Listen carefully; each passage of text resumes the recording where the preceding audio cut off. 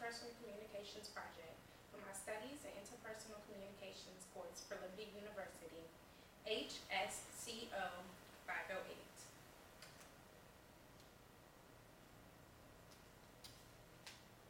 In this project, I would define my interpersonal communication skills, adjust my own personal overarching goal, which is the ultimate goal that I would like to achieve while communicating, as well conversation influences and how I may enhance these things. Also, describe how my background and behavioral blend influences my conversation on an everyday basis through both listening and speaking. As well, potential barriers that may influence effective forms of communication. Also, identify solutions to noise pollution. Finally, I will put in the action plan that describes how I intend to implement my own interpersonal communication goals from here on out based on what I've learned through my interpersonal communication class here at Liberty University. First, I would like to define what interpersonal communication is. In the text, Stewart describes it as the kind of communication that happens when the people involved talk and listen in ways that maximize the presence of the personal. This exchange of information can consist of both speaking and listening.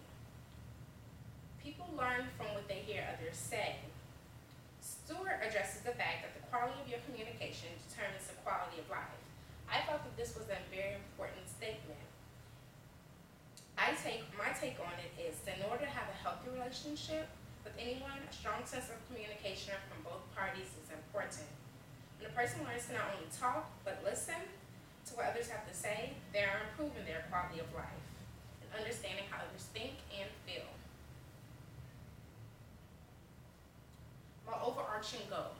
From this course, I have taken in the inhaling and exhaling theory. My overarching goal for it is to listen effectively to what others have to say, as well as have a willingness to be open about myself. This technique is metaphorically used in the text. It is important to me because listening to others and taking the information can enhance my relationship by learning how others think and how they may feel, and also lead me to have an impression of them. By me being open, I am allowing myself to leave an impression on others. Stewart states, being open to another person means showing that you are interested in how he or she feels and thinks, and vice versa.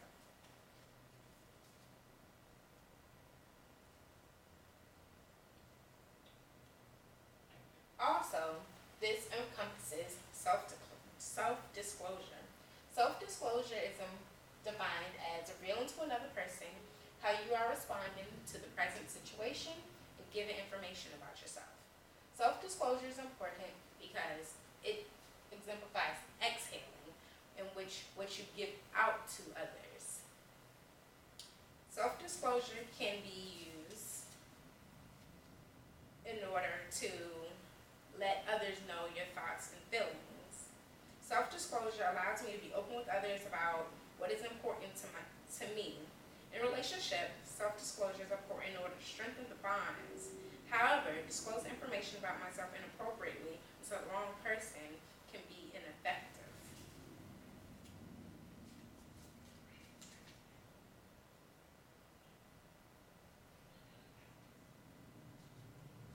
In disclosure, I can choose to share what information I want to share with others. Self-disclosure means taking a risk, allowing others to see parts of me that I may not share with the entire world. It allows me to be vulnerable to the public, but this can also enhance relationships. Here's a little bit about my background and how it may influence my interpersonal communication skills. I'm an African American female. I'm a young adult, age 23, and educated. I have a bachelor's degree from Old Dominion University and currently working towards a master's degree in human service counseling with a concentration in criminal justice here at Liberty University. As well, I'm a Christian and I've been raised in a two-parent home. These can have both positive and negative influences on my communication. As an African American female, I am subject to being judged or stereotyped based on my race. As well, my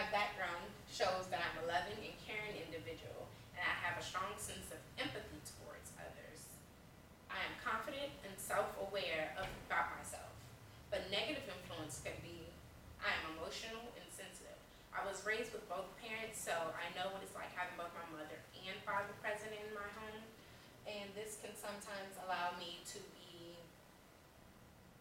too sensitive to others as well. I may come off as not being aggressive or assertive enough, not taking initiative all the time, sometimes falling back behind others and letting others take the initiative. Enlarging the conversation. Enlarging the conversation takes place when the speaker demonstrates that they understand what the person that they are talking to is saying. This can be done both verbally and non-verbally. Enlarging the conversation takes place when the speaker is open and willing to share information about themselves, as well as being a mindful listener. Peterson uses the talker-listener card, also known as the TLC, to demonstrate effective ways in enlarging the conversation. He mentions different goals for both the talker and the listener. The goal of the talker is to share both their feelings and their thoughts. The goal of the listener is to provide safety, understand what the talker is saying, and clarify that they know what is being said. This can take place by acknowledging that you understand what's going on in the conversation, such as every now and then saying, yeah, I understand, or I know.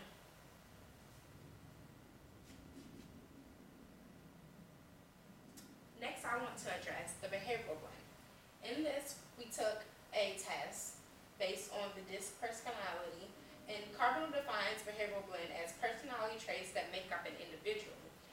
The DISC personality is known as the model of human behavior, which is active and task-oriented, which represents the D, active and people-oriented, which represents the I, passive and people-oriented, which represents the S, and passive and task-oriented, which represents the C.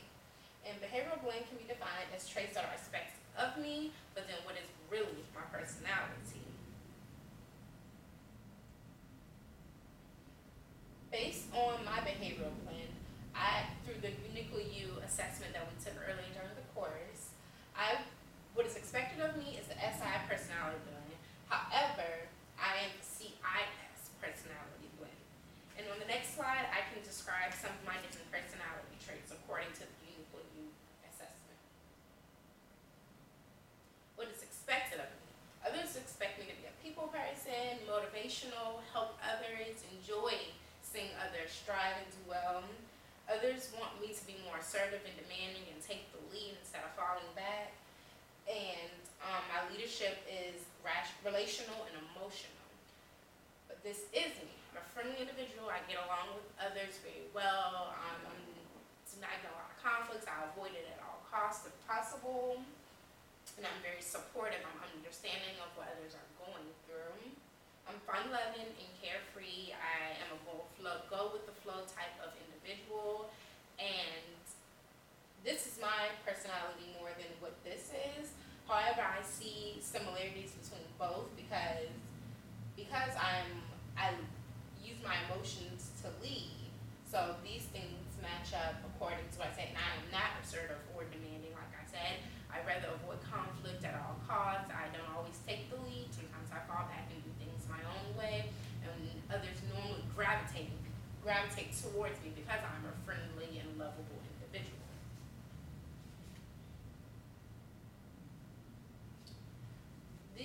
This next slide demonstrates potential barriers. Barriers from interpersonal communication skills can consist of being a biased listener.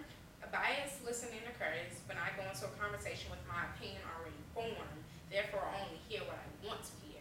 If I already have my mind made up about a certain topic before I speak to somebody, I'm going to hear bits and pieces of what they're saying, and what they're saying normally will not change my opinion. Another barrier can be physical barriers, such as the atmosphere and the environment around me. And also, another potential barrier is accurately receiving what the other person is saying, being a mindful listener, taking in what they're saying instead of taking in bits and pieces, or listening in, or also not coming up with my own conclusion before they're finished talking. Halfway through the conversation, I'm like, yeah, I'm ready for the conversation to be over. Instead, I can work on listening more to what they're saying so I can have a better response. Another barrier that was found in Peterson's text is the flat brain syndrome, which is a concept illustrated by the brain being flattened from the stomach, which has been expanded from a cluster of emotions, which in turn presses against the heart that becomes brick-like and cold, enabling us to be open to other people. And because of flat brain syndrome, you are not thinking logically. You normally go based off your emotions instead of your brain. Noise pollution. This can be defined as any distraction that can hinder conversation, such as listening and speaking. There are two forms of noise pollution, both internal and external. Internal noise pollution are factors such as your own personal thoughts and beliefs that can be distracting to the conversation. External can be environmental things such as talking in a loud or crowded room, or the weather, or visual distraction.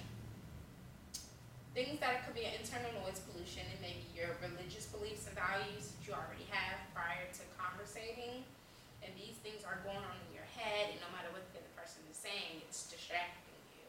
And like I said, external noise pollutions can be things such as your environment. If you're in a crowded room and trying to carry on a very personal conversation, the person may not clearly hear what you're saying, or you may not hear what they're saying, so you're being distracted. And it is important to be able to hear, because as I showed in my slide, listening equals learning. You taking in information helps you learn and develop. Solutions to noise pollution. I can listen and empathize better with others, taking the information that the speaker is saying, and listen without being judgmental. That will work with the internal noise pollution, because I already have my mind made up based on my own beliefs and thoughts, or maybe my own background, and that may veer me away from what the other person is saying. And if I do not have to deal with noise pollution in my own internal self, then I will not be as judgmental. And also showing interest in what the speaker is saying. When it's quieter in a better environment, you can nod your head appropriately and let the listener know, the speaker knows that you are listening to what they're saying. Last, I'm discussing my plan of action. From this interpersonal communications course, I plan to take with me the ability to become a better listener and allow others to speak before I respond.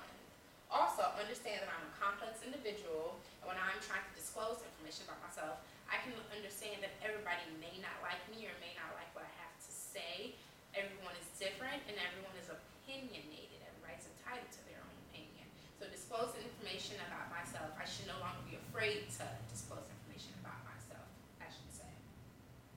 And a few different things I can empathize. Although I am empathetic, I'm only empathetic to certain individuals. Sometimes I feel as if you put yourself in a certain situation, oh, I don't want to hear your sad story. I can learn to be more empathetic to some individuals in certain circumstances. As well, take ownership of what I'm saying.